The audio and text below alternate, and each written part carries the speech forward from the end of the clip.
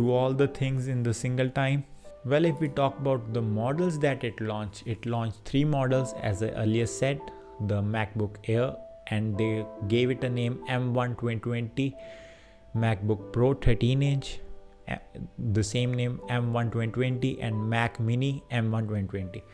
So the interesting fact comes here that both the MacBook Air and MacBook Pro got a screen that's 13.3 inches, and the Mac Mini is just a PC that's very compact and small, and so you need to put in your own screen for that. And for all other specs, it is almost same, like all have got the Apple M1 chipsets that has unified memory, CPU cores, that's a single process, so that's not much different, that I would say it is all the way same. The only difference that you see between the MacBook Air and MacBook Pro, except for Mac Mini, is that there's a brightness difference, that on MacBook Pro you get a more brighter screen option, and other is the weight is little bit different. It's 1.29 kg for the MacBook Air and 1.4 kg for the MacBook Pro. Both have got the 720p FaceTime camera, and which Apple claims that they have put in much more technology so that it's much more clear than even, and be at par with the 1080p cameras. Rest we see everything is same. There's nothing different, but the only thing that MacBook Pro has is it has a touch bar. The MacBook Air has a Touch ID sensor, and Mac Mini doesn't have any of these. Rest everything is same, like they have the same audio calling feature, the Apple Pay is available, the Siri is same on all the devices. The battery is 49.9 watt hour lithium in the MacBook Air, and 58.2 that's earlier discussed about. You can see the difference in the battery life that they are getting. And also on the MacBook Pro you also get a USB-C power port, else you get a 30 watt in the MacBook Air and 61 watt in the MacBook Pro. Rest everything is same. The Mac Mini is way downgrade for all, but if you're going with the speed, then it's all the same. If you can go and buy a extra desktop, like a entire screen that it sports, and also about the keyboard and mouse, and you love the PC thing or a desktop, I would say you should go with the Mac Mini, because everything is same, nothing much different.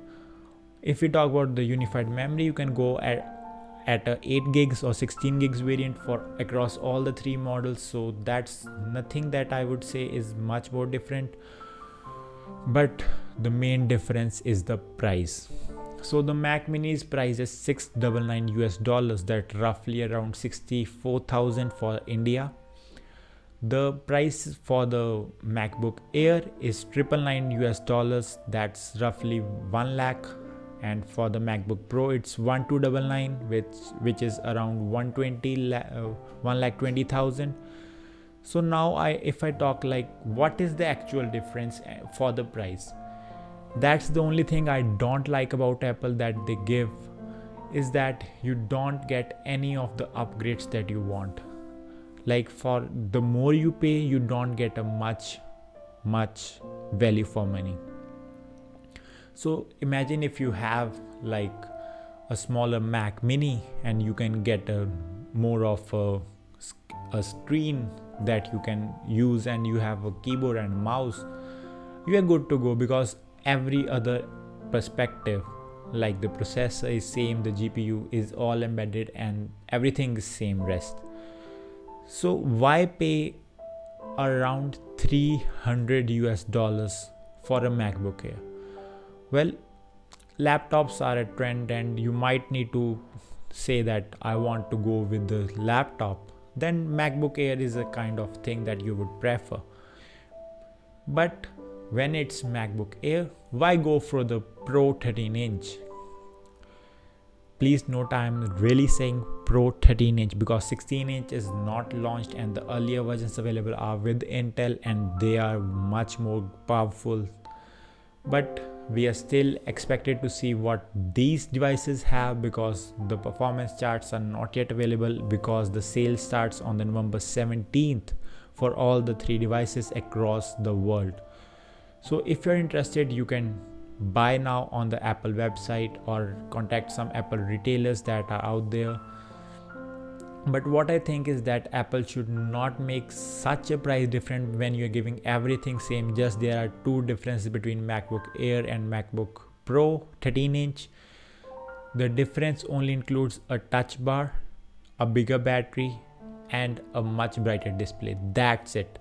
For 3 things, why should I pay $300 more? Well, that's something Apple should really look forward to, and I believe Apple might release something really exciting in the future, just like something that they did when they brought the MacBook